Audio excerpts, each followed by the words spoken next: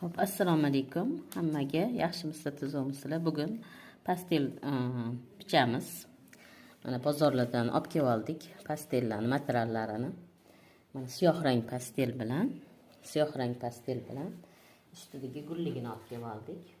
Endi buni nechta mana bunaqa bo'ladi, xudo xolisa.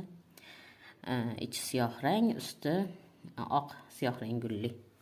O'sha necha metr olganimni hozir hisoblab aytib beraman sizlarga. Mana bozordan necha metr olganimni.